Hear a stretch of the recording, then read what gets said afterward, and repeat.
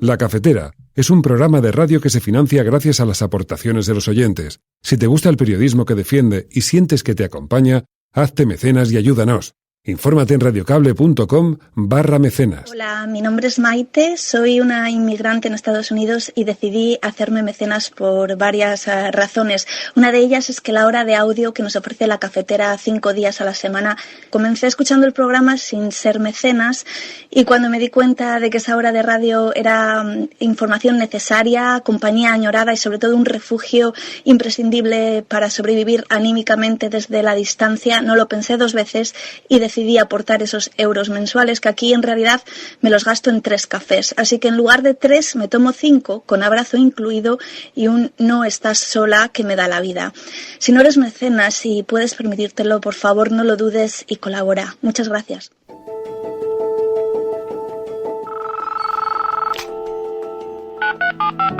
Son las 8:30 de la mañana. Las 7:30 en la Casa Museo de José Saramago, en Tías, Lanzarote. Buenos días, mundo. ¿Quieres un café? La Cafetera. Dirige Fernando Berlín. En el programa La Cafetera de Radio Cable. La ha entrevistado Fernando Berlín en La Cafetera. En una entrevista en Radio Cable. Durante 20 minutos en Radio Cable y dice todo lo que van a escuchar. Mañana en La Cafetera de Radio Cable. Radio Cable, que ha conseguido una auténtica primicia, ha entrevistado esta mañana y ha conseguido situar esa entrevista y lo que le ha dicho en los titulares. Con María Navarro y Pilar de la Peña. Que tuviera cuidado porque con las cosas que había dicho, que yo le oí la grabación del programa de Fernando Berlín, Mire, yo parafraseando a Radio Cable, no estás sola. We have some breaking news tonight. At a fundraiser in New York this evening, President Biden just made some extraordinary and highly alarming comments about Vladimir Putin's war in Ukraine and the threat of nuclear war. Biden said the risk of nuclear Armageddon is at the highest level since 1962. Quote,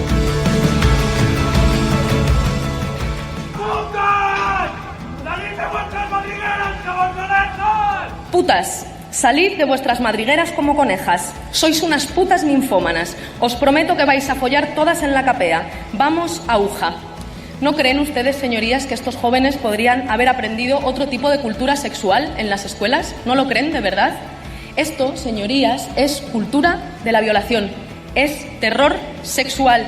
Usar la intimidación y el miedo para que las mujeres no tengamos margen para decidir. Y esto, señorías, se cura con educación sexual.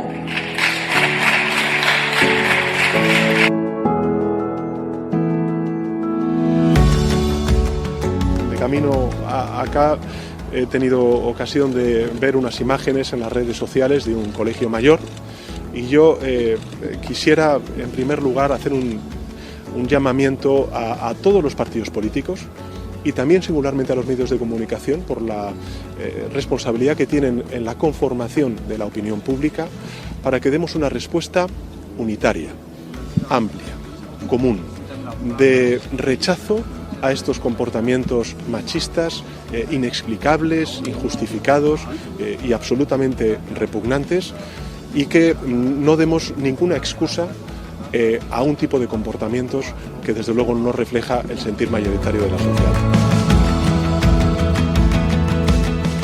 A ver, había unas señales instaladas en la vía que usted, hablando por teléfono, las vio, le ordenaba algo y lo hizo, ¿correcto? Correctamente, o sea, había una señal que me indicaba la proximidad de la zona neutra y otra en donde empezaba, y la respeté en todo momento.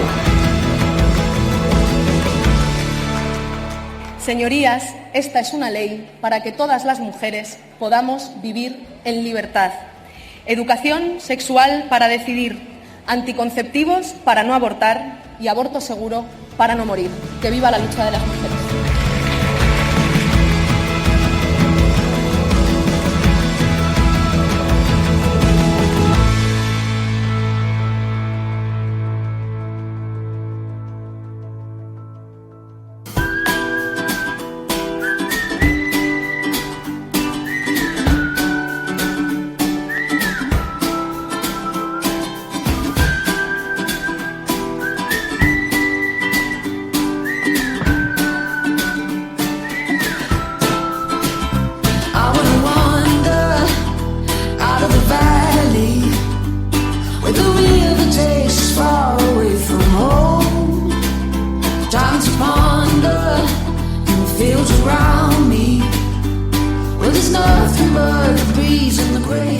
Muy buenos días, bienvenidos, bienvenidas una mañana más aquí a la cafetera. Hoy es 7 de octubre de 2022 y veo que ya estáis conectados por aquí. Muy buenos días, Beca, Angélica Llamera, Esperanza Cardero, Edi Muscus, Ángel.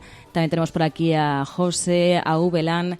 Muy buenos días a todos y a todas. Como os podéis imaginar, uno de los temas más virales, más comentados, ha sido el que ha ocurrido en el Colegio Mayor, pero no queríamos dejar de lado algo que es realmente importante y que ocurre hoy. Hoy entra en vigor la ley del solo sí es sí, la ley que pone el consentimiento en el centro, la ley que produce un cambio de paradigma en las relaciones entre hombres y mujeres, que hace que las relaciones entre hombres y mujeres sean sanas, que nos tratemos en igualdad. Y es que es eso, en tiempos como los que estamos viviendo, la muestra además es lo que ha ocurrido en ese Colegio Mayor. Eso es solo una muestra de cuánto queda por avanzar y de las cosas que tenemos pendientes en cuanto a igualdad, y que evidencia la necesidad de leyes como esta para conseguir que realmente pues seamos iguales los unos con las otras. Y como decimos, hoy entra en vigor la ley del solo sí es sí. Vamos a dar las claves también de esta nueva ley, de la que hemos hablado en otras ocasiones aquí en la cafetera, pero lo vamos a repasar. También hay otros asuntos, además de esas horribles imágenes en el Colegio Mayor. Como decimos, se entra en vigor la ley del solo sí es sí, pero también hay otros asuntos. Ayer en el Congreso de los Diputados, la ley del aborto y la ley trans continuaron su tramitación parlamentaria porque superaron las enmiendas de la derecha.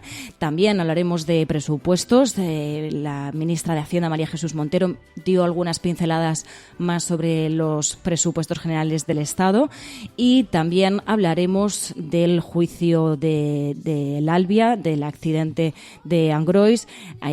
Escucharemos también al maquinista. También se dirigió a las víctimas, dijo que las víctimas me perdonen, no pude evitarlo. Hablaremos de ello porque además también ha tenido trascendencia en medios internacionales. Nos lo va a contar Pilar de la Peña en esa sección que hacemos todos los viernes con Pilar de la Peña, en la que pues no solamente hablamos de lo que ha sucedido en el mundo, sino también de cómo el mundo está viendo lo que sucede en nuestro país.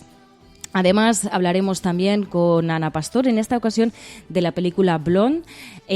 También tenemos una parte de videojuegos, como todos los viernes. En este caso hablaremos de Stadia y de Avatar.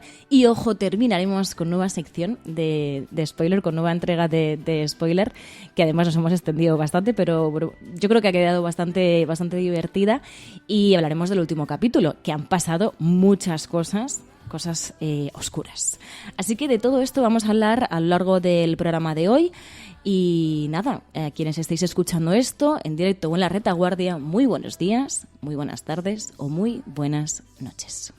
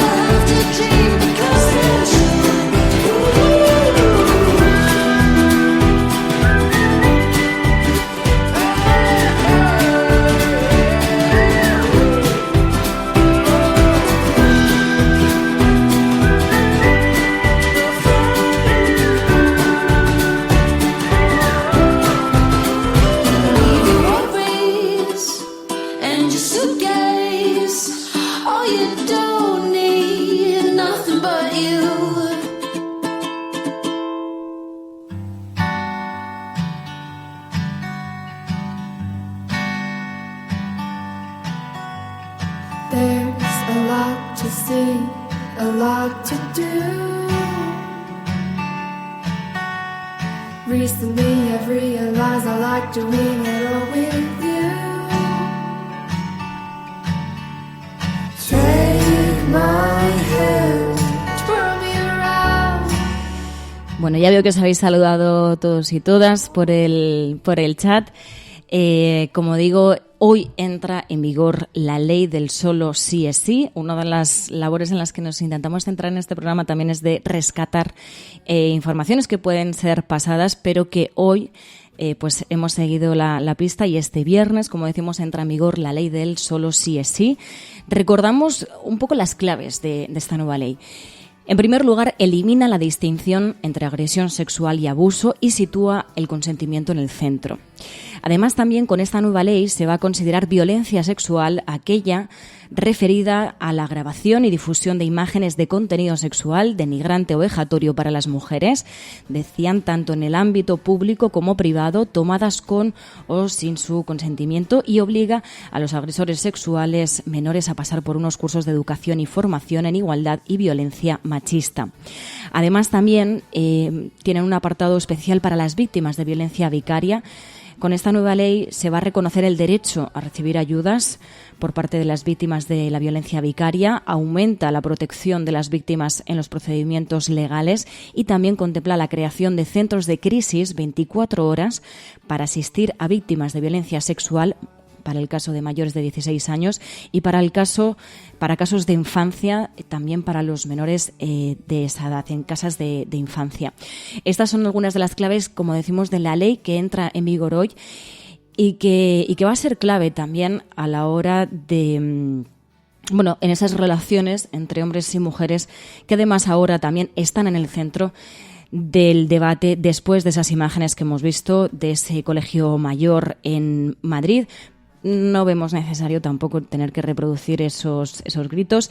Sí que se refería a ellos la propia ministra de Igualdad y insistía: esto se cura con educación sexual.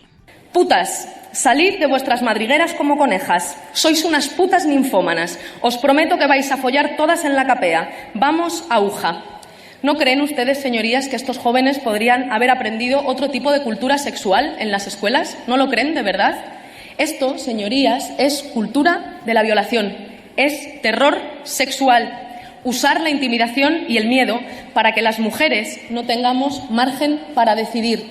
Y esto, señorías, se cura con educación sexual. También se pronunció sobre esto Pedro Sánchez. De camino acá he tenido ocasión de ver unas imágenes en las redes sociales de un colegio mayor y yo quisiera en primer lugar hacer un llamamiento a todos los partidos políticos y también singularmente a los medios de comunicación por la responsabilidad que tienen en la conformación de la opinión pública para que demos una respuesta unitaria, amplia, común, de rechazo a estos comportamientos machistas, inexplicables, injustificados y absolutamente repugnantes, y que no demos ninguna excusa a un tipo de comportamientos que desde luego no refleja el sentir mayoritario de la sociedad española. Yo creo que es importante que todos los partidos políticos y los medios de comunicación digamos no a estos comportamientos machistas y no demos un paso atrás en todo lo que tiene que ver con la igualdad real y efectiva entre hombres y mujeres.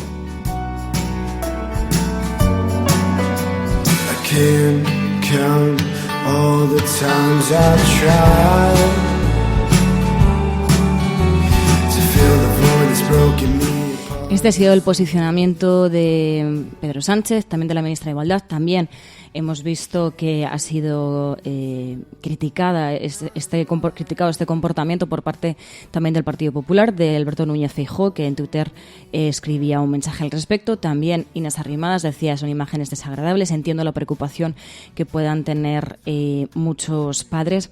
Y el caso es que hay que preguntarse qué objetivo tenía esta acción de estos chavales, si no es la intimidación, ¿no? Y negar esto no es proteger a los hombres, es hacerlos temibles a las mujeres. ¿Realmente queremos eso? ¿Realmente queremos que los hombres intimiden a las mujeres, que las mujeres puedan llegar a sentirse intimidadas por este tipo de acciones? Y sobre todo algo muy importante, que es que esto es producto de la educación que han recibido. No han nacido así, no es que hayan nacido así, se han hecho así. Y precisamente esto nos tiene que hacer reflexionar sobre el objetivo del feminismo y aclarar a quienes dicen que el feminismo, a quienes dicen ni machismo ni feminismo, no. El feminismo quiere eso mismo, que estas cosas no ocurran. No va contra los hombres, va con los hombres, con las relaciones sanas entre hombres y mujeres, en las que los hombres no asusten a las mujeres, que sean iguales y que se hablen de igual a igual, que es lo que debería ser. Es lo que debería ser y no es en casos como este, y la muestra es lo sucedido en este caso, en este colegio mayor. Y luego también, no digamos que nuestros hijos, hermanos o amigos no harían esto, no lo neguemos.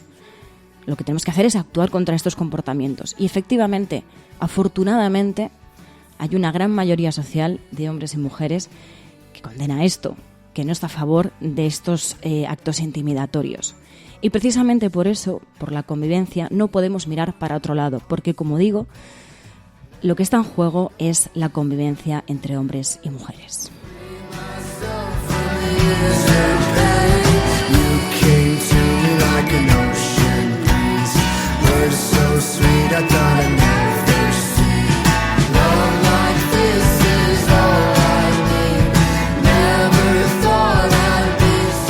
Decíais por aquí estaba leyendo, decía Mara, lamentablemente no soy optimista y no creo que esto cambie con unos cursos. Dice, hablamos de un problema estructural que hay que cambiar de raíz. Pues precisamente yo creo que por eso, porque hay que cambiar estas cosas de raíz, hay que ir a la raíz, y esa es la educación. Entonces, bueno, habrá algunos, ¿no?, que no sepan el mundo en el que vivimos, la sociedad en la que vivimos y los retos que tenemos que afrontar. Pero yo sí que confío en que con políticas, y sobre todo políticas de educación sexual, de educación de relaciones sociales, de relaciones entre hombres y mujeres, sí que confío en eso, porque efectivamente, como decía antes, es que no es que estos chavales no han nacido así, no han nacido pensando y hablando así a una mujer, sino que esto se ha hecho y esto ha salido de algún lado, y el caso es cambiar eso de raíz, y eso pasa precisamente por la educación. Creo que además tenemos que confiar mucho más en la educación de lo que normalmente confiamos, y en políticas como la que entra en vigor hoy, que es la ley del solo sí es sí, que pone el consentimiento en el centro.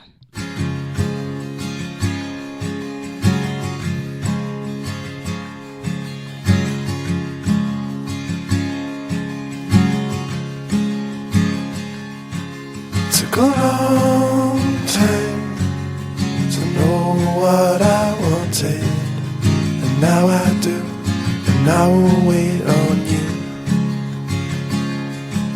Took a long time to know what I needed, and now it's clear. Y mira, fíjate, Mara, sí, tienes toda la razón. Dice, a nuestro peque de 2 años desde hace mucho le hablamos y le educamos en igualdad. Qué importante es esto.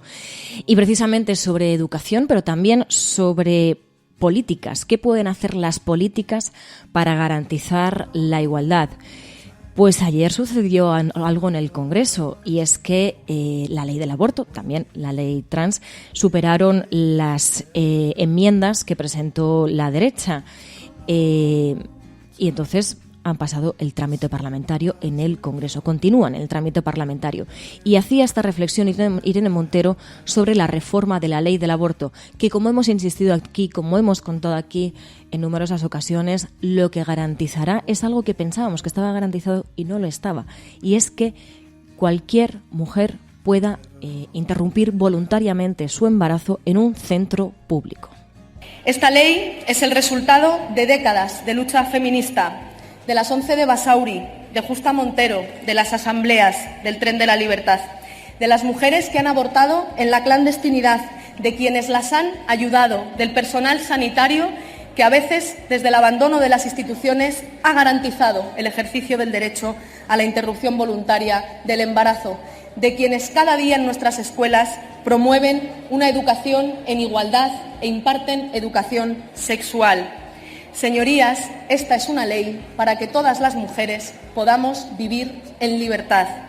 Educación sexual para decidir, anticonceptivos para no abortar y aborto seguro para no morir. ¡Que viva la lucha de las mujeres!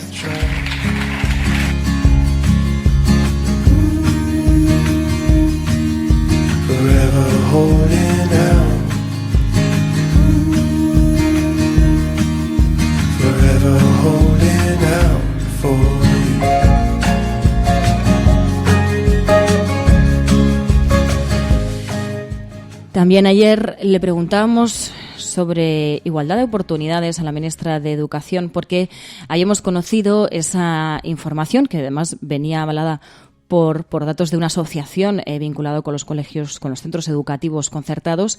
Le preguntábamos a la ministra de Educación, Pilar Alegría, por una información que revelaba que el 90% de centros concertados estaba cobrando una cuota, y ella nos contestaba a lo siguiente.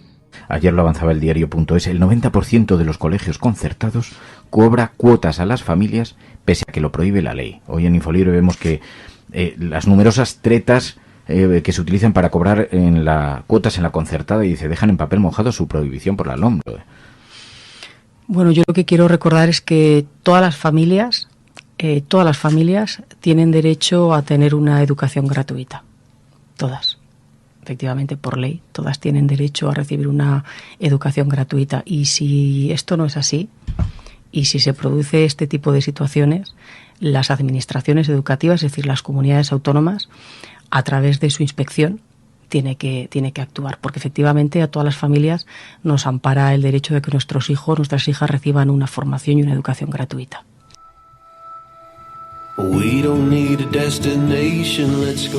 Esto decía la ministra de Educación, pero también hay otros asuntos. Además, está en varias portadas. En los presupuestos generales del Estado para 2023, el diario El País dice que la inversión pública marca un récord con los fondos de la Unión Europea, que el gasto en pensiones sube un 11% por la revalorización y las nuevas jubilaciones. Y ayer daba algunos detalles María Jesús Montero, la ministra de Hacienda, y decía que va a haber 3.000 millones que van a ir destinados a cambiar las políticas que tienen que ver con las residencias, a cambiar las residencias.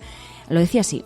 Pero hay una totalidad de 3.000 millones de euros que a Bruselas hemos comprometido con ellos, que van a ir dirigidos a cambiar las residencias, a política de los cuidados. También podría tener una parte, creo recordar, de plasmación, pero esto mejor que se lo preguntéis al Ministerio, para el apoyo a domicilio. También para invertir en tecnología, que permitan que la persona mayor se quede en el domicilio.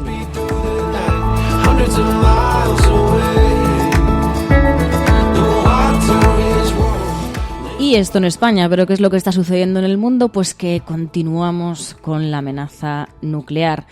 El propio Joe Biden se ha pronunciado sobre el arma nuclear y lo contaban así en la NBC. Decían que Biden ha dicho que Putin no está bromeando cuando habla de la amenaza nuclear. We have some breaking news tonight. At a fundraiser in New York this evening, President Biden just made some extraordinary and highly alarming comments about Vladimir Putin's war in Ukraine and the threat of nuclear war.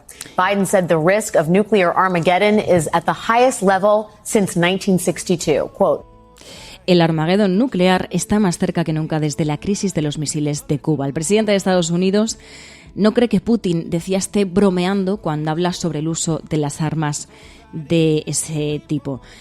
Afortunadamente, de momento, son solo amenazas, pero bueno, son palabras que, más que dirigirlas a la población, pues tendrían que igual guardárselas y ponerse manos a la obra para que esta amenaza no sea efectiva, ¿no?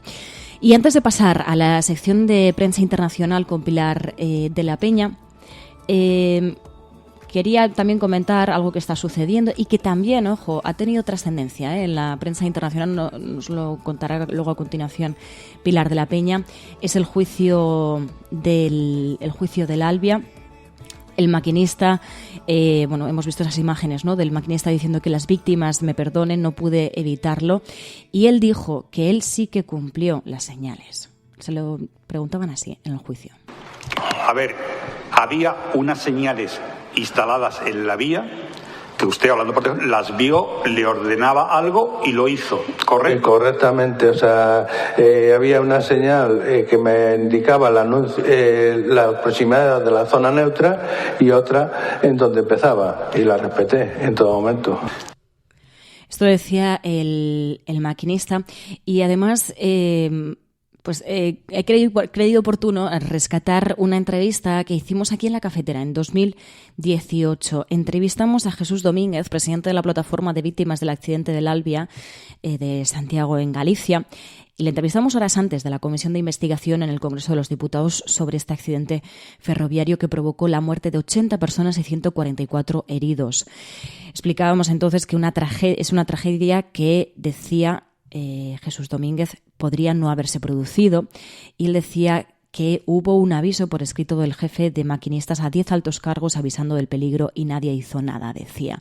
A su juicio, lo que le pasó al maquinista le podría haber pasado a cualquier maquinista porque el sistema de seguridad se desconectó por generar retrasos. La versión de que fue un fallo humano, decía, es un insulto a la inteligencia. Esto nos decía Jesús Domínguez en 2018, presidente de la Plataforma de Víctimas del Accidente del Albia de Santiago, en Galicia. Un juicio que se ha iniciado estos días y que creíamos oportuno poner sobre la mesa.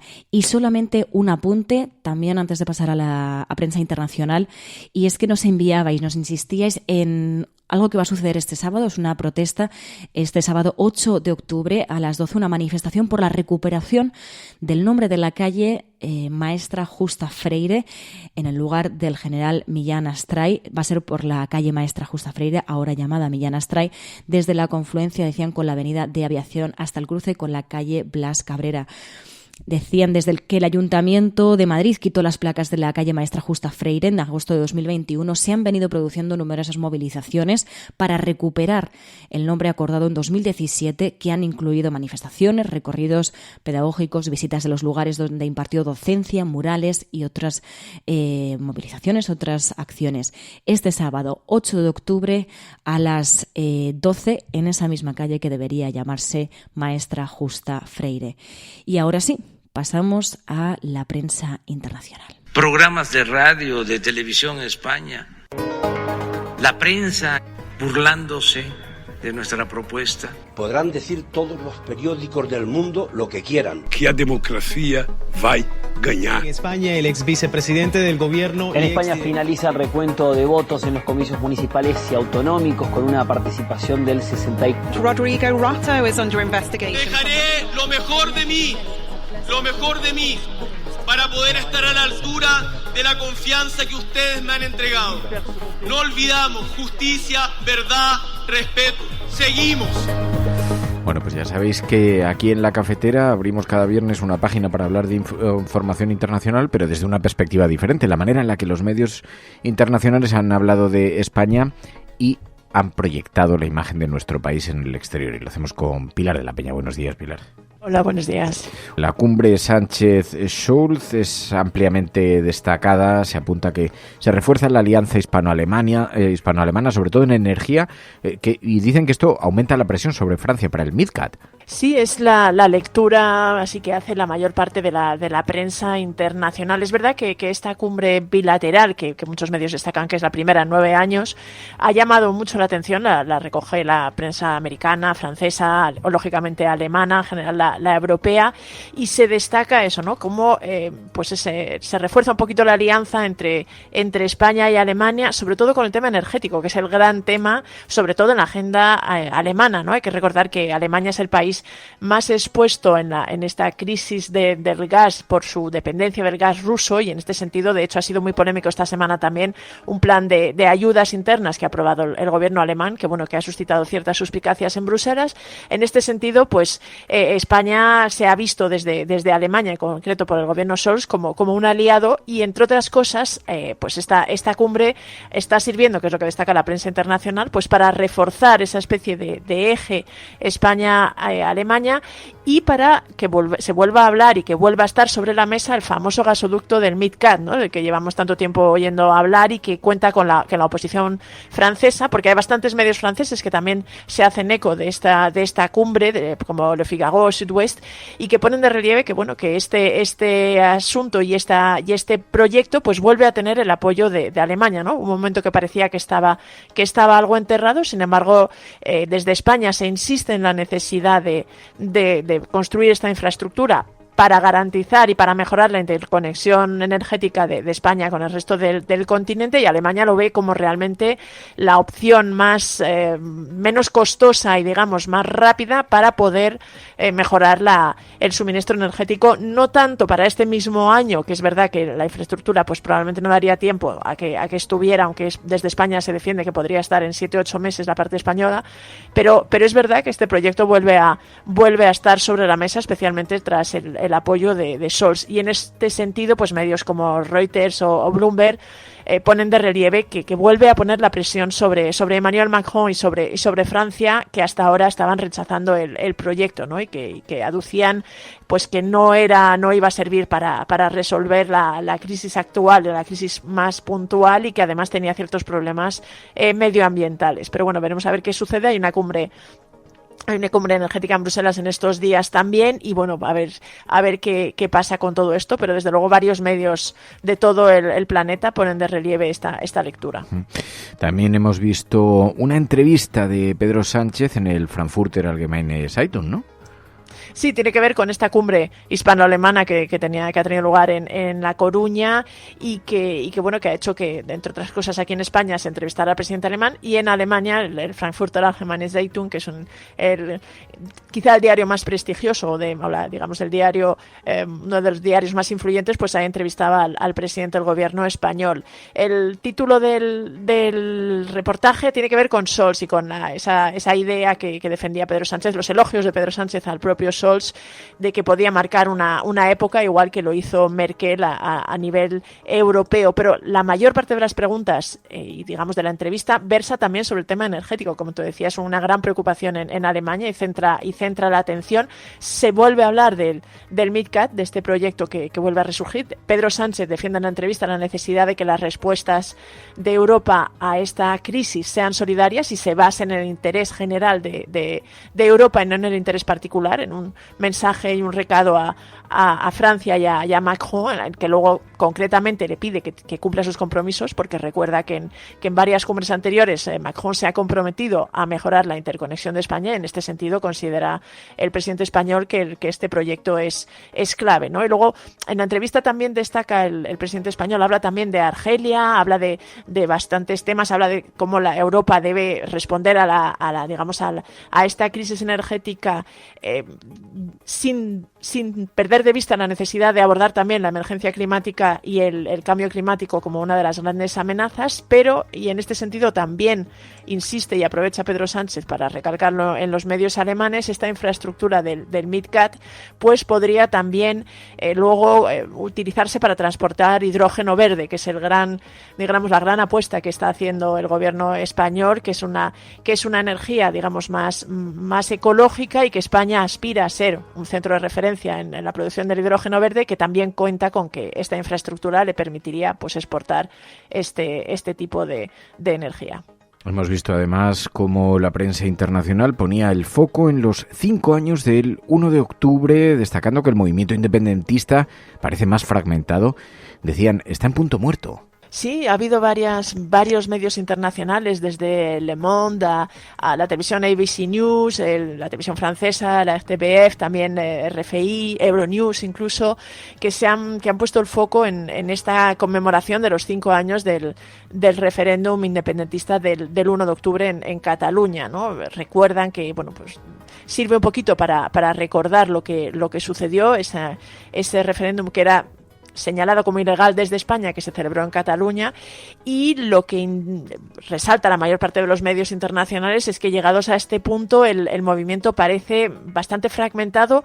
La televisión americana, ABC News, decía que incluso en punto muerto, ¿no? Se le ve como con bastantes problemas ahora mismo. Muchos medios, Le Monde, por ejemplo, también pone el foco en que las divisiones internas están minando este movimiento, que llegó a tener una enorme pujanza en Cataluña, que además, a pesar de que llevaban varios años gobernando los dos principales partidos nacionalistas e independentistas, Esquerra Republicana y Junts per Sí, juntos, el gobierno parece catalán que está al borde realmente de la implosión por las luchas internas, y lo que se pone de relieve es esto, ¿no? Que aunque todavía hay un fuerte apoyo a la independencia en Cataluña, las encuestas que citan varios de estos medios lo sitúan en torno al 40%, sí que ha caído el apoyo con respecto a 2017, y sobre todo hay una división y una fragmentación interna sobre la línea a seguir, los partidarios de negociar con Madrid y los partidarios de digamos, una vía más unilateral, que está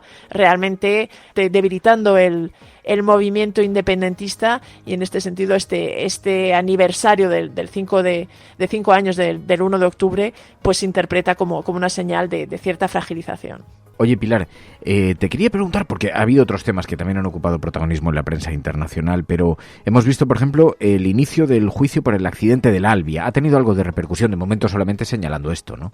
Sí, realmente varios medios internacionales se han hecho eco de este juicio que ha empezado ahora en Santiago de Compostela. Se ha recordado que fue una tragedia que causó la muerte de 80 personas, que sucedió en 2013, y que ahora por fin la justicia española pues va a aumentar este proceso. Ya te digo, he encontrado artículos en la prensa francesa, pero también en la estadounidense, en la alemana. Es verdad que fue un caso que tuvo bastante repercusión, y el hecho de que se juzgue ahora por fin en España también es puesto de relieve en varios medios internacionales.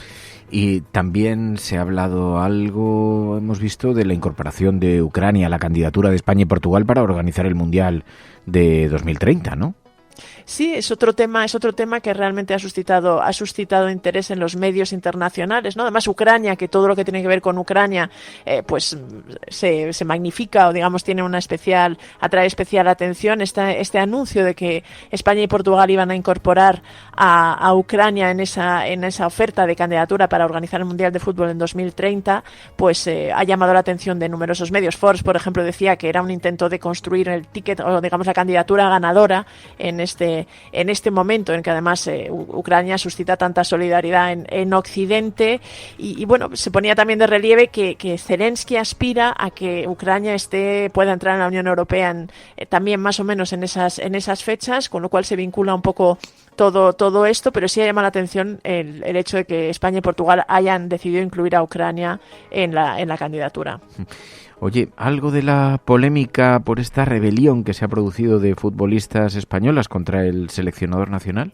Sí, la verdad es que además ha coincidido con unas denuncias de acoso en las selecciones americanas que se ha producido en Estados Unidos de acoso sexual, una cosa bastante estigmatizada. Es verdad que este caso que ha sucedido en España no tiene que ver con esto, pero quizá es verdad que el fútbol femenino está, digamos, bastante en el foco de los medios internacionales, y en este sentido, pues la polémica que ha habido aquí con la selección, con varias jugadoras del equipo español que han pedido la destitución del actual seleccionador, de Ángel Vilda, y que incluso han anunciado que renunciaban a la selección. Todo este lío y esta polémica que hay ha suscitado la atención y es recogida por bastantes medios internacionales que muestran un poco su extrañeza, intentan entenderlo, no entran demasiado en la valoración del caso y, digamos, de lo sucedido, pero sí que lo ponen de relieve y lo recogen con bastante amplitud. Bueno, pues esta es la fotografía que hace la prensa internacional esta semana sobre nuestro país. Pilar de la Peña, gracias, como siempre. Gracias a la Resistencia. Seguimos aquí en La Cafetera. La Cafetera es un programa de radio que se financia gracias a las aportaciones de los oyentes. Si te gusta el periodismo que defiende y sientes que te acompaña, hazte mecenas y ayúdanos. Infórmate en radiocable.com/mecenas. Peggy 18.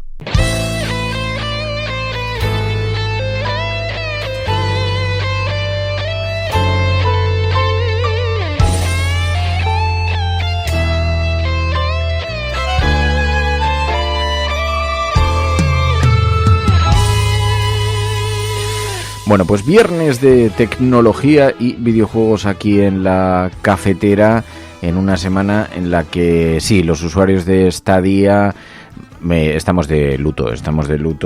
Vamos a hablarlo aquí, pero Lord Bartu, buenos días. Muy buenas, Fer. Encantadísimo de estar por aquí otra vez. Sí, no es el momento más. Yo sabes que acogí este portal para jugar a videojuegos con bastante alegría porque permitía jugar en streaming, es decir, no tienes que bajarte el videojuego, sino que podías jugar directamente a través de una página web si tienes una buena conexión a internet, porque si no, no había manera. Pero lo cogí con bastante alegría, lo cual me ha permitido probar juegos como sin necesidad de comprarlos, sin necesidad de instalártelos y que te ocupen espacio y recursos, o sea que podías jugar casi en ordenadores, digamos, de gama media, y he podido jugar a juegos como Lara Croft, como el Cyberpunk, en fin, algunos juegos bastante potentes, pero es que han anunciado que lo cierran. Joder, ha sido una pasada la noticia, a mí me ha parecido una putada, Bartu. Sí, bueno, yo personalmente no era consumidor de Stadia, pero bueno, sí que he seguido un poco el tema de cerca y bueno, el sentimiento que tú tienes de frustración lo comparte gran parte de la comunidad de videojuegos, mucha gente, que claro, de repente se ha visto un poco con el culo al aire, ¿no? De decir, bueno, ¿y ahora qué? O sea, una tecnología que, como tú dices, sí, o sea, estaba muy bien en comparación con otros servicios como Steam o Game Pass y demás, que es lo que tú dices, sí, o sea, una tecnología de eso, de jugar a través de un servicio de streaming que funcionaba, la verdad es que muy bien. Los superjugadores, pero tenías que ser muy, muy, muy superjugador, decían que había cierto lag, cierto retraso, que para juegos de mucha acción, pues para ellos no, y supongo que si tienes unas habilidades extraordinarias, pues lo notarías. Yo desde luego no notaba absolutamente nada. Y sobre todo que permitía eso, no necesitar un gran ordenador, lo cual, por ejemplo, a mí me permitía jugar en el ordenador portátil tranquilamente en la cama y no tener que venirme aquí al estudio con el ordenador potente para jugar a un videojuego. Han anunciado que van a devolver el dinero si compraste el mando, porque en mi caso yo lo que compré fue una oferta, que te regalaban el mando. Supongo que ahí el precio del dinero del videojuego te lo devolverán. Eso parece que es lo que han anunciado. Vamos a ver cómo lo concretan, porque no sé a qué precio van a devolver. No sé si el precio al que pagaste, porque claro, los videojuegos también envejecen. Entonces yo no sé si Cyberpunk en precio de salida nos devolverán el dinero. Yo no me acuerdo cuánto fue, pero igual fueron 60 o 70 pavos. Es lo que está por ver. Yo, bueno, antes de que grabásemos esta sección, he estado mirando un artículo de Yahoo Finanzas, simplemente, bueno, para conocer cuáles eran los motivos concretos por los cuales Google Stadia ha caído. Y por lo que comentan es porque no consiguieron la suficiente cantidad de suscriptores del servicio como para que eso la cosa saliera rentable. Yo la verdad tengo que decir que entre mis amistades más próximas, así, son gente que juega videojuegos, no conocía mucha gente que utilizase Stadia, o no conozco gente que igual al principio lo acogió con mucho entusiasmo y que luego permaneciera en el servicio, pero no sé si más allá de eso han habido otros motivos, la verdad. Sí, dice Zares, el tema del dinero será seguramente la parte de la plataforma, pero la parte del desarrollador no la devuelvan, aunque en realidad deberían, puesto que, claro, tú ese juego en teoría lo tendrías en propiedad y tendrías derecho a regalarlo, pasarlo, pero claro, perderlos, pues no parece que sea, yo no sé que nos van a dar 10 euros por juego, pero es verdad, hay mucha gente, también me pasó a mí, que al principio lo acogimos con mucha alegría y luego no lo usas tanto, entre otras cosas porque hubo un anuncio a mitad de año que dejaban de desarrollar videojuegos propios, que iban a adaptar que iban a comprar adaptaciones, pero luego no ha habido grandes títulos. Entonces, pues claro, si no te meten unos titulazos. Pero bueno, en fin, sea como sea, Google ha prometido que van a hacer devoluciones, y es una compañía que era de Google, funcionaba bien, y que van a utilizar esa tecnología para YouTube. Así que igual en algún momento vemos algún tipo de, no lo sé, de metamorfosis, y con YouTube incluido, que puedas jugar videojuegos a través del propio portal, o vaya usted a saber. Pero bueno, un pequeño lío. Sería interesante, bueno, aparte también que eso ya sería meterse en otro jardín, pero bueno, también está ahí el tema de las luchas entre Twitch y YouTube, claro, en cuanto a plataformas de streaming. Claro, evidentemente Google está mirando a ver de qué manera pueden reaprovechar esta tecnología para meterle ahí un chute a YouTube y de alguna manera ver cómo le pueden hacer la competencia a Twitch con el tema de los streamings, ¿no? Claro. Sí, pero somos muchos los que nos hemos quedado un poquito con la cara torcida, porque en todo caso saber que estaba ahí. Yo, por ejemplo, no tenía la cuenta de pago. Yo tenía la gratuita y comprabas el juego que querías. Y esto, en fin, compré varios, no vayas a pensar, pero bueno. Oye, hoy en todo caso decíamos, se ha cumplido, no sé cuántos años ya de Avatar, la película, pero ha surgido, había un vídeo muy interesante que estaba circulando por la red, que se ha hecho bastante viral, sobre lo que introdujo esa película, no solamente en el mundo del cine, sino también para el mundo de videojuegos, porque para desarrollar la película Avatar no había tecnología, fue en el año 2009, no había tecnología suficiente para desarrollar algunas de las texturas y algunos de los gráficos tan impresionantes que tiene esa película, y entonces hubo que crear software desde cero, programas desde cero. Yo sé que tú me decías, dicen, no, yo quiero hablar precisamente de este tema porque me siento interpelado, porque me especialicé en Bellas Artes en cine y motion graphics, y me toca cumplir con la cuota de pedantería. Exactamente, bueno, porque si no te quitan el título, o sea, eso está claro. Sí, bueno, yo recuerdo cuando salió Avatar en los cines, precisamente estaba en Bellas Artes estudiando asignaturas de cine y de edición y de cortometrajes. Cuando salió Avatar, evidentemente fue la comidilla entre mis compañeros de facultad en aquel momento. Sí que fue sin lugar a dudas una película que a nivel tecnológico, sobre todo lo que es la tecnología del CGI, de los gráficos generados por ordenador y demás, marcó un antes y un después, y un tipo de tecnología que, bueno, o sea, ya está estandarizada y más que asentada. Es decir, la tecnología que básicamente se desarrolló en Avatar, que fue básicamente por el empeño de James Cameron, que durante toda su carrera cinematográfica siempre ha sido un tipo que con el tema tecnológico ha estado siempre intentando empujar para intentar innovar en lo máximo posible, ya desde su primera película, desde Terminator, ya fue una cosa así.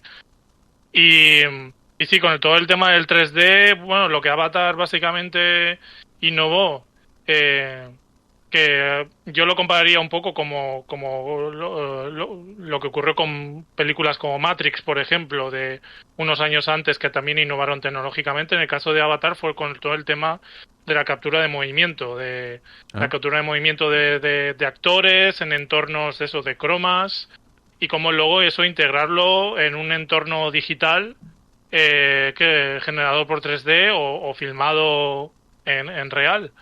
Y que la integración sea perfecta y que puedas hacer todo tipo de virguerías.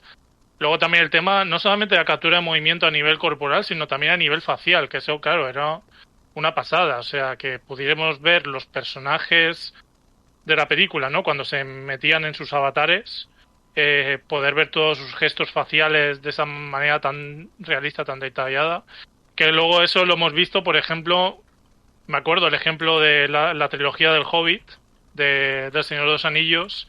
Este tipo de tecnología de captura de gestualización facial se empleó, por ejemplo, con Cumberbatch, el actor que hizo de Sherlock, en la serie Sherlock de la BBC, que en estas películas del Hobbit hizo de Smaug. Pues utilizaron esta tecnología precisamente para capturar sus movimientos faciales y luego trasladarlos al dragón que aparece en esas películas. Wow. La verdad es que la tecnología, el avance para el cine de los gráficos desarrollados por ordenador, el avance es absolutamente extraordinario. Estos días, por cierto, ha habido una noticia que luego la ha negado el propio Bruce Willis, pero hace una semana se dijo que Bruce Willis había vendido su imagen para su imagen digital.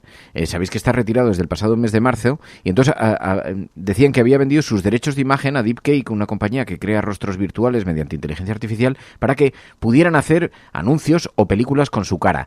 Unos días después, Bruce Willis negó públicamente que esto fuese así, que hubiera vendido los derechos digitales de su imagen, pero sospechamos que esto va a ser un dilema que se va a introducir poco a poco y que esto lo vamos a ver poco a poco. Ahora resulta que no, que los derechos del actor, dice, no se pueden vender porque son suyos por defecto, y el representante además ha negado la existencia de tal acuerdo, que haya vendido los derechos de su cara para futuras creaciones digitales, incluidas películas, videojuegos, etcétera, etcétera. Pero vamos, entiendo que esto es muy posible que termine pasando. Cuanto más se desarrolla esta tecnología, cuanto mejor es el resultado, que los actores puedan ejercer ese doble juego, ¿no? El juego digital y el juego físico, ¿no?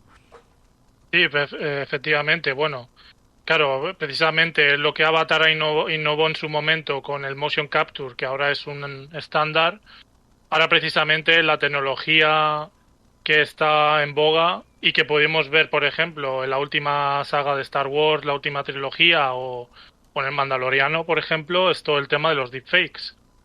Y bueno, precisamente esta noticia de Bruce Willis la desconocía. Supongo que es algo que no sé si debe ser algún tipo de bulo o rumor que se ha generado a raíz de su retiro como actor. Sí, pero bueno, llegó a ser publicada por The Telegraph y después ha tenido que salir los representantes en Hollywood Reporter señalando que no era así, y hay debate además con los márgenes legales de esto. Pero lo que sí que es verdad es que esa compañía ya había realizado alguna campaña publicitaria con el rostro del actor, de manera que decían, sí, lo hemos podido hacer, pero solo podrían hacerse nuevas creaciones con su autorización, ¿no? Entonces, bueno, sí, habría un espacio. Sí, quiero recordar, vi en un vídeo de DotCSV, que es un experto en todo el tema de inteligencia artificial, deepfakes y demás. Recomiendo mucho su canal de YouTube, DotCSV. Y bueno, esto es un término que en informática y demás se llama nigromancia digital, ¿no? O sea, un ejemplo, digamos, patrio sería el anuncio que se hizo con Lola Flores, por ejemplo. Y sí, lo que bien tú dices, o sea, ahora mismo hay un debate a nivel ético y sobre todo legal sobre este tipo de tecnología, porque claro, esto va a traer mucha cola, sobre todo yo creo, por ejemplo, en otra cuestión, a raíz, por ejemplo, de las películas Marvel, porque claro, Robert Downey Jr. ya no va a ser de Iron Man, muchos de los actores, bueno, llegará un momento que dejarán de hacer sus papeles. Claro, que va a hacer Marvel ahí a partir de ese entonces, o sea, va a hacerlo todo en dibujos animados, van a explotar otras franquicias, pero no van a tener que hacer un reboot, o sea... Bueno, oye, en Superman hemos visto varios actores encarnándolos y ha sobrevivido el personaje, ¿no? Pero bueno, y Batman... Sí, por supuesto, pero claro, yo la sensación que tengo con esta última generación que hemos podido vivir de películas de superhéroes...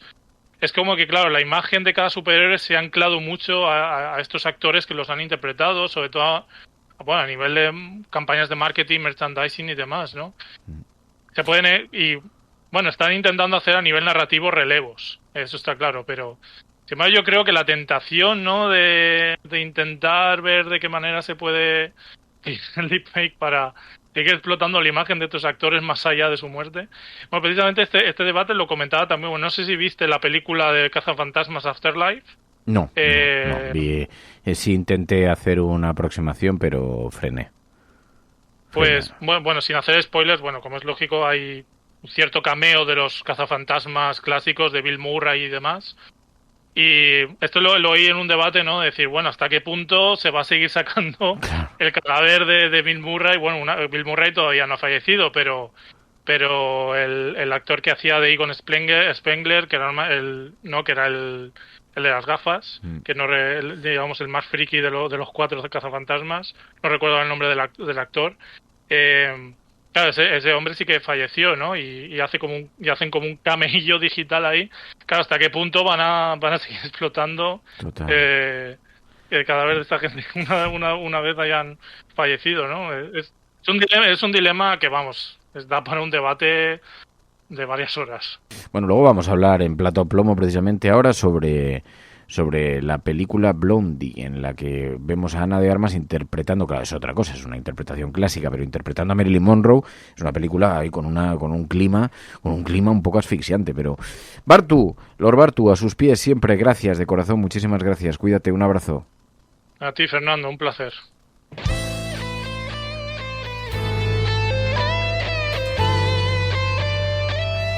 La Cafetera es un programa de radio que se financia gracias a las aportaciones de los oyentes. Si te gusta el periodismo que defiende y sientes que te acompaña, hazte mecenas y ayúdanos.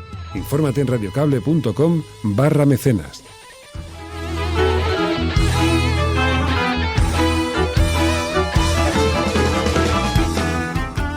La Cafetera y Neutral presentan Plata o Plomo. El mundo en series. En el Juego de Tronos, o ganas o mueres. Con Fernando Merlín y Ana Pastor. ¿Sabes dónde estás? Es una radio pirata. De la zona neutral. Nos recuerda un poco por qué luchamos. La noche es oscura y alberga horrores. La noche es oscura y alberga horrores. Nada cambia de golpe.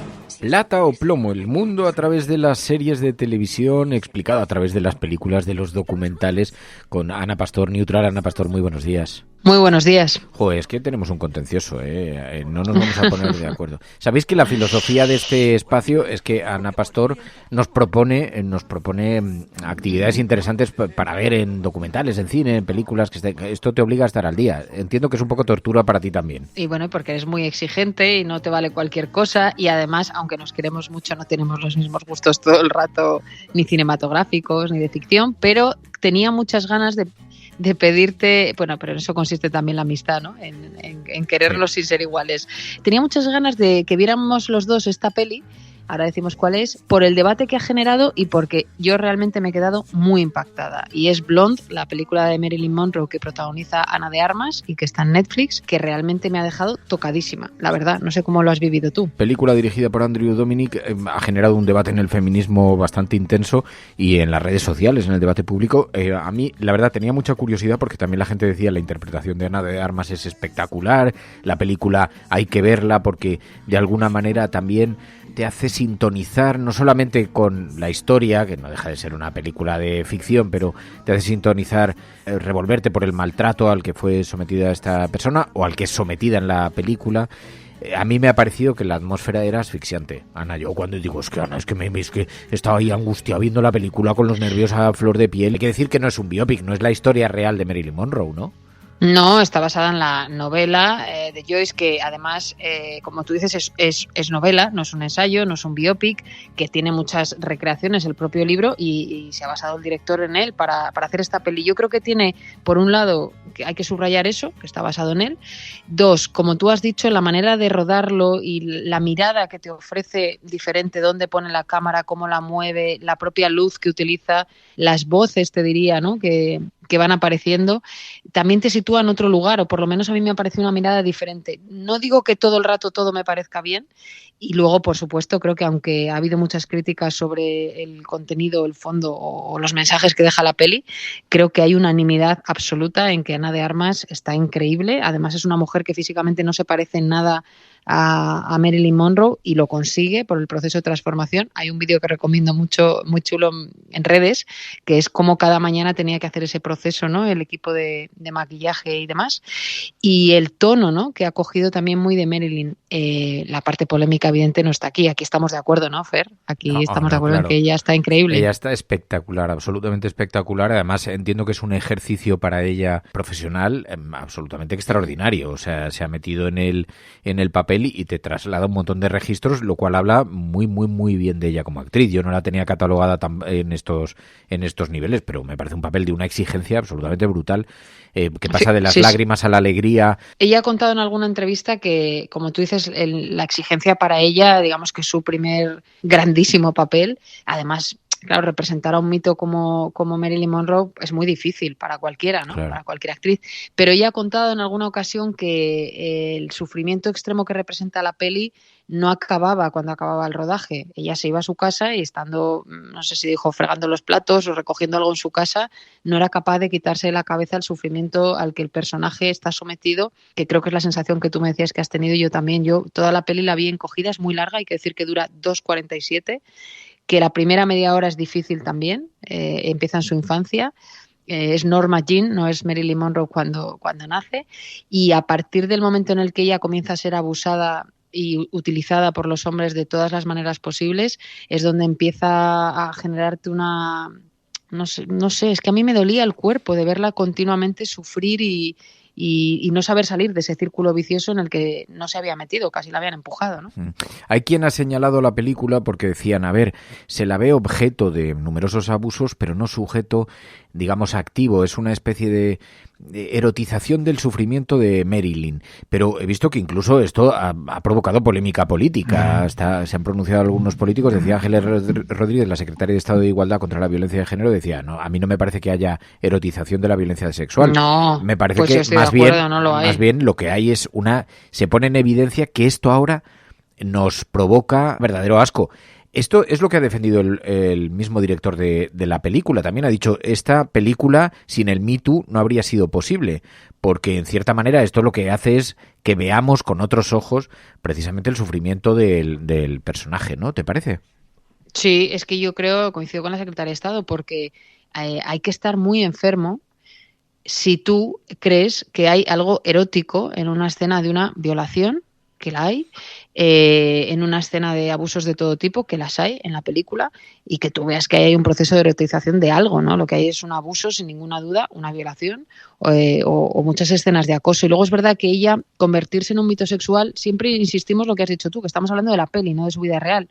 Convertirse en un mito sexual hizo que no se vieran otras de sus muchas cualidades. Por ejemplo, la peli no habla de ello directamente porque no es un biopic, pero se decía que ella tenía un coeficiente intelectual muy alto, que es cuando su matrimonio con Arthur Miller que se empiezan a vivir juntos, sí que la peli deja entrever que él se sorprende de que no solo es una buena actriz, no solo es una mujer guapísima y que en lo suyo es muy exitosa, sino que es una tipa leída, culta, y que eso no trasluce porque sus curvas lo tapan todo el rato, ¿no? Y sin embargo con Arthur Miller tuvo una relación, por lo que cuenta también la novela y la peli, muy bonita, ¿no? Pero a mí me ha dejado muy impactada. Sí que es verdad, hay una crítica que se le hace. La peli habla de que ella sufrió varios abortos y tenía una obsesión normal y lógica por ser madre, porque había tenido un sufrimiento. No quiero desvelar mucho con ese tema.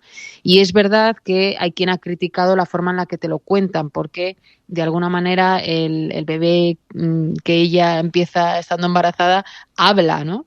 Y es verdad que eso a mí un poquito me chirrió. No porque yo piense que son antiabortistas en la peli, porque además el director ha defendido ese tema, sino porque me chirría. Pero sí que me ayuda quizá a entender el sufrimiento de una mujer que quiere ser madre, que lo es en condiciones a veces de abuso y que pierde esos bebés también por el abuso al que está sometida, ¿no? Ha recibido muchas alabanzas también esta película. Decían, es un ejercicio cinematográfico técnicamente muy transgresor, de gran cine, decían algunos analistas. No lo sé, a mí toda esta atmósfera asfixiante, angustiosa en la que te mete, la manera en la que está rodado, el tipo de... es como muy onírico, te mete en un universo así muy de ensoñaciones, de sueños, de saltos en el tiempo. yo no sé si como película diría que es un ejercicio cinematográfico extraordinario. A mí lo que más me ha gustado es la interpretación de Ana de Armas, te lo digo sinceramente, me parece que está maravillosa. Sí. Me parece que está estupenda. Y la peli es una buena película, digamos que es una película de adultos, diferente. De altura. ¿No? Y lo que tú estás diciendo ahora, ¿no? El desarrollo cinematográfico, yo creo que es diferente. No te sé decir si es mucho mejor o de gran calidad cinematográfica. Lo que creo es que la mirada y la posición de la cámara y, como tú dices, ese a veces mareo que te traslada del sufrimiento que ella tiene, pues te sabe meter. Y luego, además del Oscar para Ana de Armas, creo que el director o la peli o ambos, no voy a hacer spoiler, que ya sabes que yo los detesto, solo por una escena que dura muy poco y que es bestial de ella con Kennedy, solo por ese minuto o lo que dure, vamos a ver si son capaces de darles algún Oscar, porque es muy salvaje. Yo creo que nadie se ha atrevido a abordar el tipo de relación que tenían, insisto, la película, ella y él, o más bien la que él imponía sobre ella. A mí me parece bestial esa escena, me pareció impactante y creo que eso posiblemente en la academia les penalice, pero yo igual me equivoco. Él muestra una faceta de un mito en Estados Unidos como Kennedy y veremos a ver cómo una cosa bastante turbia, pero la cuestión es que, claro, en Estados Unidos Kennedy es un mito, con lo cual esto puede provocar un pequeño terremoto, ¿no? Yo he visto, había mucha gente que nos la estaba recomendando, que nos estaba diciendo es una película que hay que verla porque ayuda a sensibilizar y provoca esa reacción, además, ahí encontrada, porque es una película dura, no es una película cómoda. Pero deben saber los oyentes de Plata Plomo que es una película dura, que si eres un alma sensible y pura como yo, igual te la puedes evitar.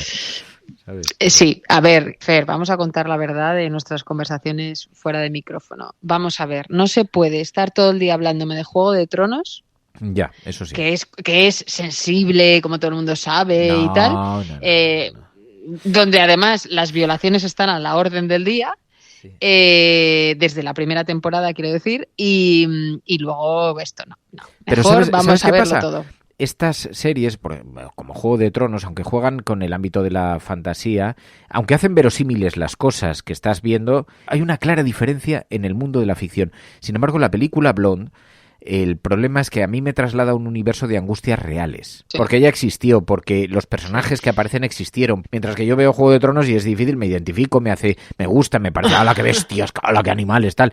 Pero el plano de la ficción es tan claro, tan evidente, que es muy difícil, ¿no? Sí. Y que no me gusta sufrir, y que no te gusta sufrir. Pero digo que el riesgo de esta peli es que la gente crea que esta es la verdadera Marilyn Monroe. No retrata a Marilyn Monroe, no es un trabajo académico sobre su vida, no sabemos qué otras cualidades tenía ni qué otros aspectos de su vida tuvieron más importancia, sino estos aspectos, bueno, es una novela llevada a una película, pero en fin. Ana Pastor, Neutral, gracias.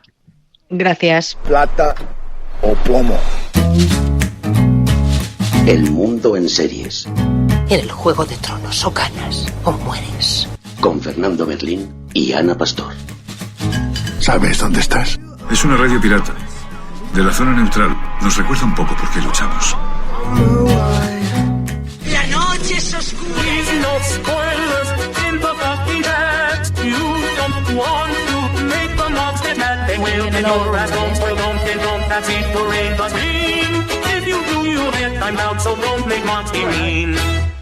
¡Que corre el lúpulo!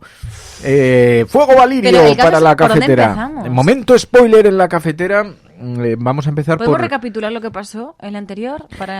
Lo que pasa es que yo creo que estamos comentando para quienes ya han visto el capítulo. Entonces, y para el que no lo ha visto, que no le importan los spoilers, que le da igual. El lío es que en este momento empieza la sección de spoiler. Si estás viendo La Casa del Dragón y no te gustan los spoilers y no has visto el último capítulo, es mejor que desconectes. Este es el capítulo 6. El capítulo... Y ya empiezan los spoilers. El último. En el que se enrollan Rhaenyra con su tío. Ramona con su tío. Y ¿Cómo fuera... se llama el tío? Ramona con Ramona y Ramón. Vale, venga, y Ramona y Ramón. Ramona con Ramón. Y ya está. Fin del capítulo, fin de la sección spoiler. Este es un momento... más emocionante que estamos ahí. Espera. Mira que bien se lo ha pasado Lona. A ver, por resumir. Escucha una cosa, te voy a decir María.es. María.es llevaba los 5 primeros capítulos dando la matraca que por qué no se enrollaba con su tío, que es la cosa más sórdida y turbia. No, perdona. Y ahora ya les hemos no visto en el folleteo. No, o sea, súper turbio. Pero si a mí su marido me parece maravilloso. Ah, el marido yo creo que no ha muerto. Te voy a decir. El marido... Espérate un poco. No me voy a esperar nada porque así es como se comentan en la oficina las cosas. Yo, mi tesis, atenta, mi tesis... Bueno, no ha muerto porque está ahí en la última escena. No, bueno, eso es verdad. Mi tesis con María Galería, porque compartíamos la tesis... La duda es otra. Es que no lo ha matado Ramona. No los ha matado. Ella sabía que los estaba dejando vivir. Y Ramón también. Y Ramón también. O sea, que lo que hacen es fingir la muerte del futuro rey... De Juan. Fingir la muerte del tío de las rastas, ¿sabes? Fingirlo para que nadie les persiga y se pueda ir con su mancebo a tierras más allá de Poniente a mancebar. Sí, porque claro, es que ahí está la cosa que por eso también mola Juego de Tronos, que es como, hostias, tía, que vas a matar a tu marido. Porque claro, antes de eso habían tenido la conversación de que su marido, Juan, le había dicho, oye, tía, lo estás pasando fatal porque están dudando, obviamente, de la genética de tus hijos, están diciendo que son bastardos, tú te mereces, cuando dice, tú te mereces un buen marido, ¿no? Y entonces Ramona ve a Ramón y dice, tate. Entonces, eso, yo no es que quisiese que pasase eso, es que se veía a la legua, porque ella tiene fascinación por su tío. Es súper turbio. Y María. Es súper turbio. No, pero claro, a ti te ha molado ese rollo, porque no, tienes una mente turbia. Pero, tío, no. Yo en ningún momento he dicho que me molase ese rollo. O sea, además este tío es un poco... O sea, está tronado, Ramón. Y entonces nada, pues luego hacen la gran estrategia y pasa lo que pasa en Juego de Tronos, que ahí por eso me moló, que es como pasan cosas que no te pensabas. Y entonces se lo cargan, pero luego resulta que no se lo cargan y que es que... yo creo que es una estrategia de ellos dos. A ver, un momento, vamos a ir por partes. Estáis escuchando la sección de spoiler. En la cafetera estamos comentando el capítulo 6 de La Casa del Dragón. Si no lo has visto y te importan los spoilers, desconecta la radio en este momento. Si los spoilers te molan y el chimichimi más, y cuando llegas a la oficina lo único que quieres es comentar con el resto del mundo lo que ha ocurrido en La Casa del Dragón, este es tu lugar. Pero te voy a decir una cosa, los jueves... Ahora lo estás escuchando y es viernes. Pero los jueves grabamos esto en directo a las 13:00 de la tarde. Hacemos la sección spoiler. Que por cierto, dice Chris Mola que este es el 7. ¿Pero es el 7? Ay, de verdad, espérate. Me tenéis loco, Chris. Sí, Chris sí, Mola. sí, es el 7. Joder, pero... la gente que ha entrado pensando que era el 6. Bueno, pues la vida es muy dura para si eres dragón. En Poniente. La vida es muy dura. Espérate. Aquí el Juego de Tronos se mata o se muere. ¿Sabes? Pues has puesto en Twitter que era el 6. Ya, bueno, pero es que he puesto en Twitter, o sea, dice empieza de nuevo. No, sí, no importa tanto. Todos saben de qué pie cojeamos llegados. Es el 7. Es el 7, pero en versión pirata no, porque yo estaba viendo, no puedo comentar esto, pero en Google, cuando buscas el capítulo, no. Pero es otro problema. El fuego es una cárcel. El fuego es la cárcel. La cárcel es el fuego. ¿Y por qué los hijos del rey son rubios si su madre no lo es? ¿Cómo que no? ¿La madre no lo es? La madre sí lo es. ¿O a qué hijos del rey te refieres? Dice, por fin es viernes. Total, el chimichimi es cada número. Bueno, no quedan patatas. Yo iba a decir, ya. ¿No quedan patatas? No, tía. ¿Pero qué bolsa has comprado? No, es que esto comemos mogollón. No quedan patatas, no queda lúpulo, no queda nada. Bueno, bueno, pues terminamos la sección. Tengo una reflexión. Parece que en esta serie cuesta matar a gente. Y estoy un poco en contra de esto. No, espérate, Tío, no, al rey no te las carga, tío. Es que está fatal. Que está fatal. Y todavía me lo aguantas otro capítulo más, que está fatal. Y luego a este chico que no se lo han cargado. Dices, hombre, a ver, entiendo que me quieras hacer que me quieras hacer un Jon Snow, ¿no? De, se ha muerto, pero no. Pero no me hagas muchos porque entonces ya no me creo tus muertes. Oye, están diciendo algo que tienen mucha razón. Ahora tampoco busquéis un tratado universitario sobre esto. Dice María José, con toda la razón del mundo, dice, queridos, os estáis perdiendo mucha información porque no habéis leído nada de las novelas. La serie va demasiado rápida.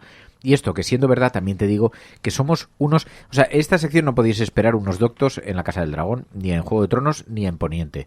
Nosotros somos unos meros espectadores descubriendo a tiempo real los chimichimi de la serie. Entonces, María está en plan hija de los dragones, hay que matar más, dice ese Murat. Vamos a ver, esto es Juego de Tronos, o matas o mueres. Dice entonces, que un rey dure vivo es más real de lo que parece, que se lo digan al Reino Unido. Sí, pero en Juego de Tronos no.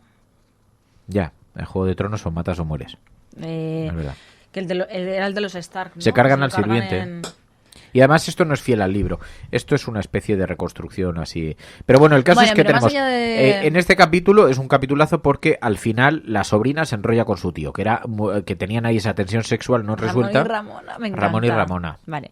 Y entonces yo creo que estos ahora la van a liar, claro, que la van a liar pardísima, porque claro, ¿van a tener un hijo o no? Ya han hecho todo lo posible para tenerlo. Pero ahora, yo pensé que no iban a copular nunca. Porque bueno, yo pensaba... que encima copulan el mismo día que entierran a la mujer de Ramón. No, es que Ramón ya le vale, ¿eh? O sea, no, a Ramón le da todo igual. Pero se ha liberado porque Ramón había tenido un gatillazo con ella. Es mi teoría. Había tenido un gatillazo, Mary. Desilusionante. Yo quiero saber qué pasó. O sea, me encantaría preguntarle qué te pasó. ¿Qué pasó en ese momento? Bueno, tú dices que es bisexual. No, bisexual, bueno, homosexual. A mí me daba la impresión, hubo un gesto con un camarero en el capítulo anterior que se nos pasó desapercibido y que claramente mostraba actitudes y tal, que a lo mejor en los próximos capítulos, pero en este capítulo, como dice Chris Mola, él le dice a ella, ya, pero es que eras muy niña, porque dice, ya siempre me has gustado y no quisiste consumar, y dice, es que eras una niña. Ya no, ella ya estaba un poco cachondona, ¿eh? O sea, estaba un poco cachondona. Dije, también te digo una cosa, que relaja. Para la edad media, aunque sea fantasiosa, era la edad media, era una adulta.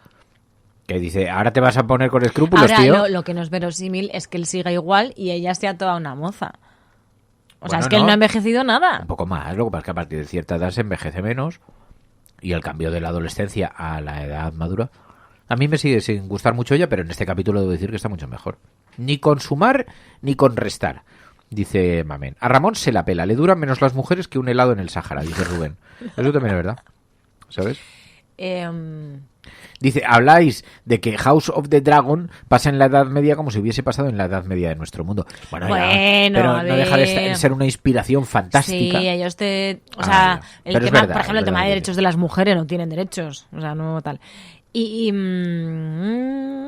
luego, ¿qué va a pasar con los chavales? ¿Con qué chavales? Con los chavales. Porque esta es otra. Niños. Han aparecido un montón de niños en la serie que son los hijos de ella. Casualmente ninguno es negro, a pesar de que su marido supuestamente era negro. Y de se preocupa... ella y de su padre. O sea, porque hay niños por parte de ella, luego hay niños que son del rey y de la que era su amiga, que ya no, evidentemente no lo es porque... Espérate que María José nos está aportando un dato que no teníamos. Es que al tío, a Daemon, solo le gustan las mujeres valirias, las de pelo blanco, o sea, las Targaryen y las Velaryon. Entonces, María José, acláranos este aspecto. ¿Los hombres en las novelas no le gustan? Porque yo pensaba, a ver si está clarísimo, lo que pasa es que le gustan los hombres y le están intentando colocar a todas las... Estás pidiendo que te haga un spoiler. Pero por supuesto. Joder, sí. Pero por supuesto, ¿cómo se llama esta sección? ¿Te va a sorprender? Dice Dani Ochoa. En principio no es homosexual. ¿Cómo que en principio?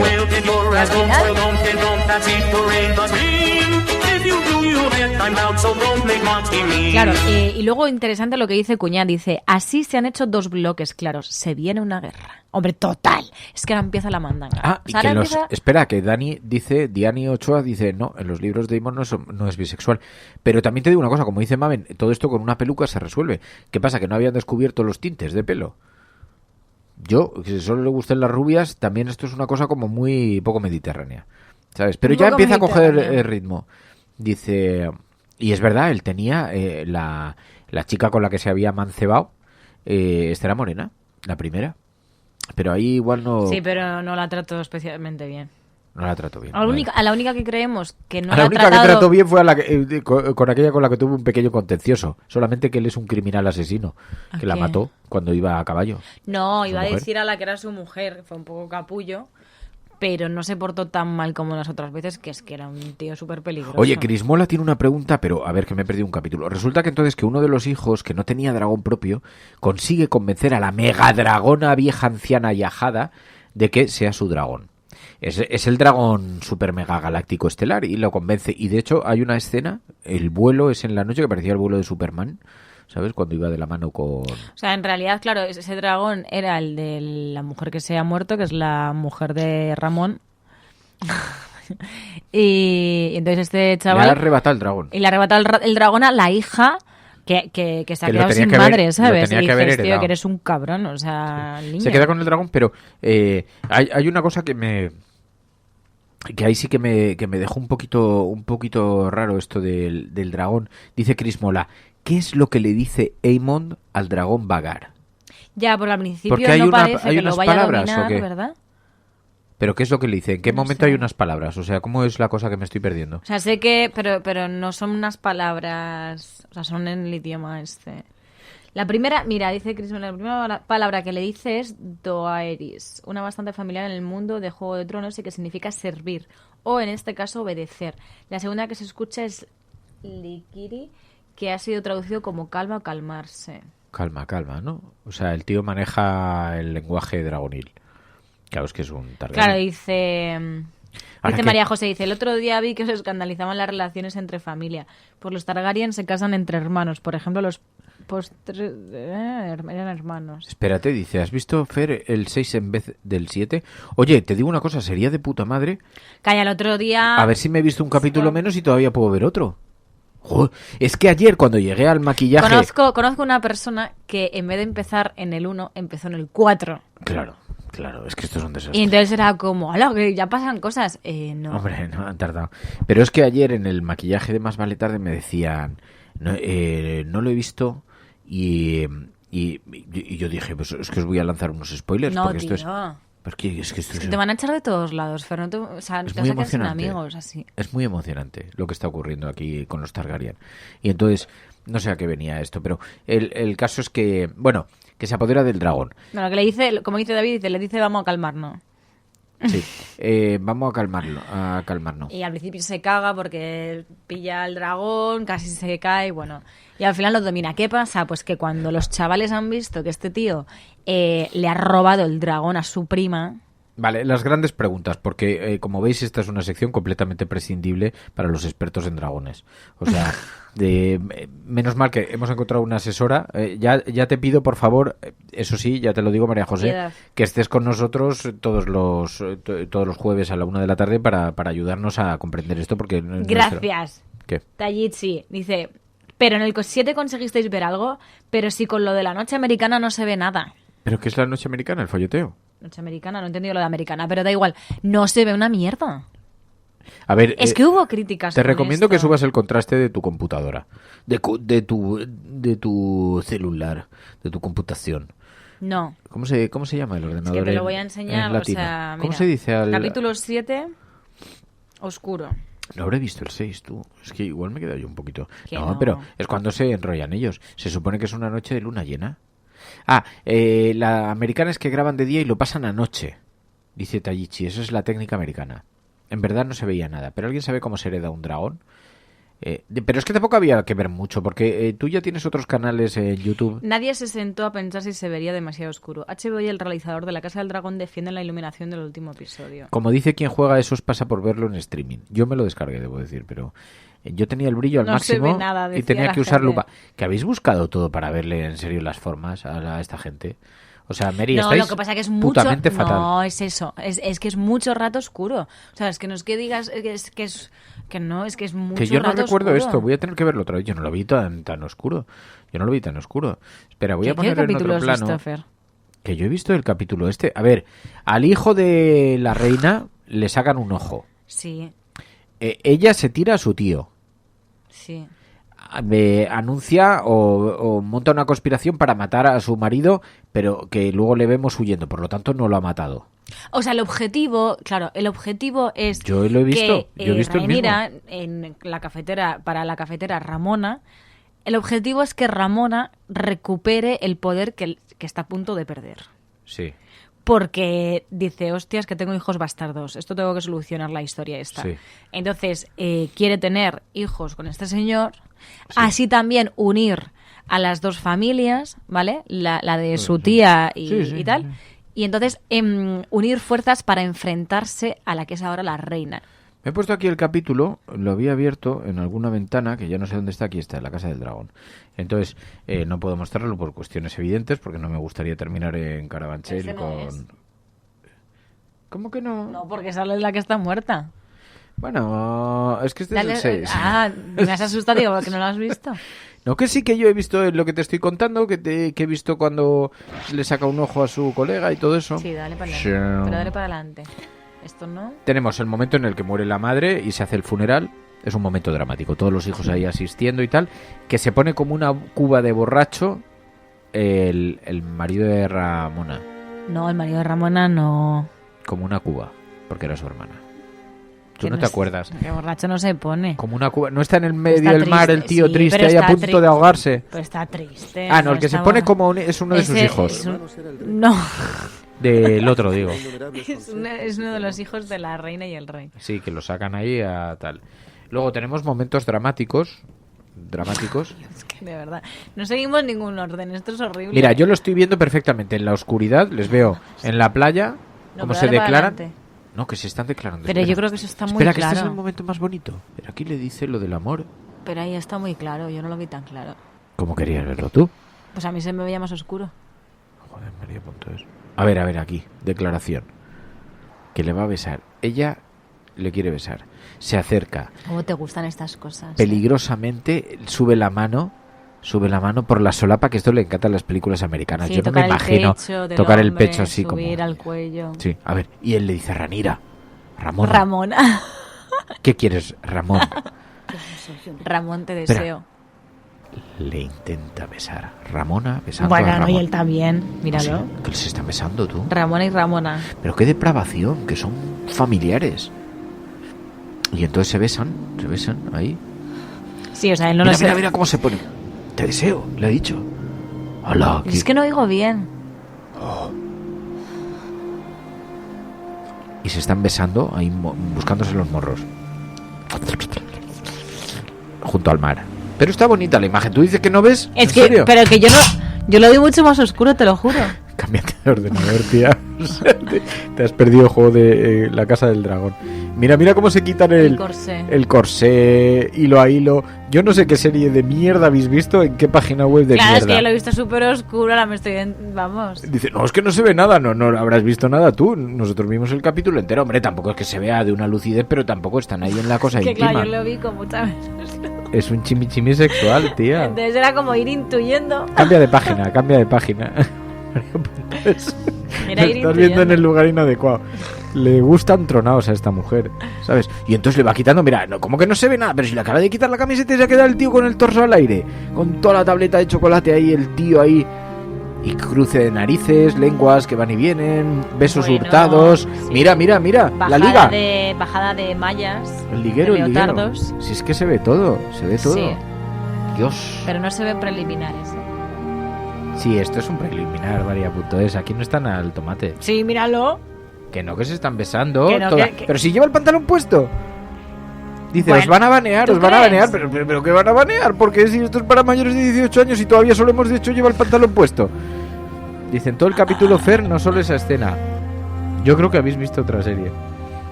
Están haciendo el amor, que es una cosa, queridos amigos. Los chavales peleándose, ¿sabes?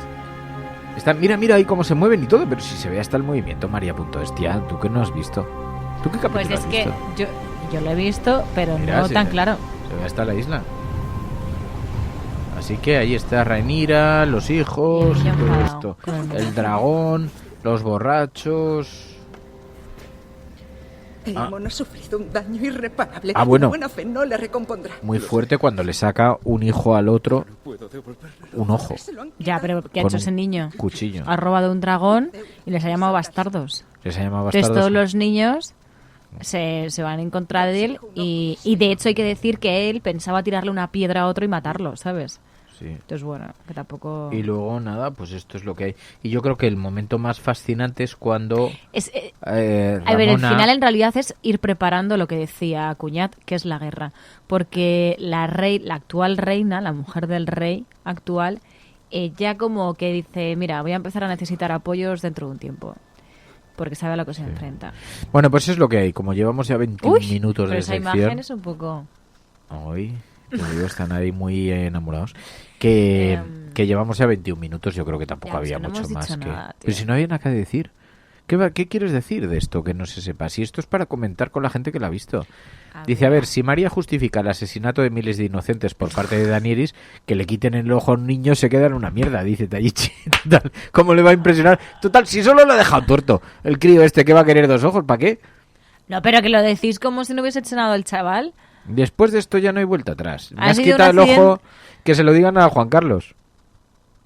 Pero eso es otro problema del que ya hablaremos otro día cuando nos hayan cerrado el podcast. Oye, gracias a los suscriptores.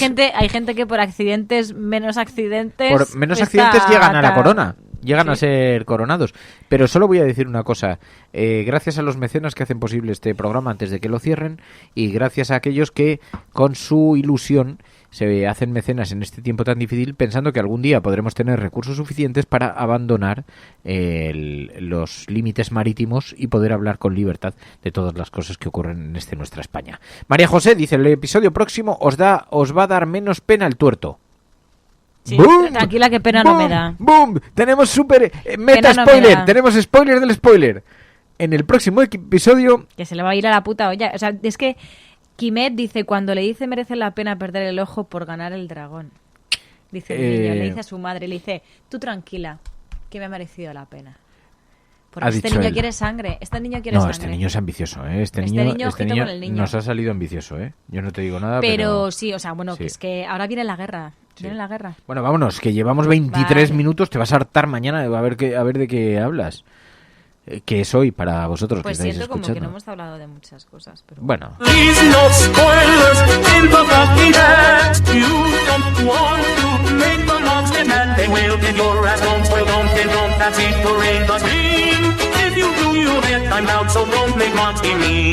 Gracias a todos, oyentes de La Cafetera. Muchísimas gracias por vuestra compañía. ¿Puedo despedir?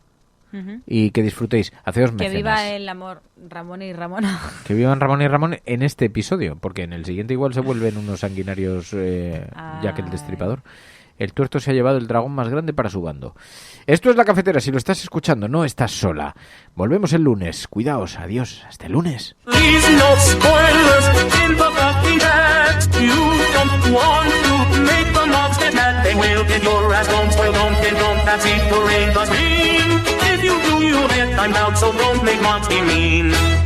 Y entonces, a ver, no, para de grabar.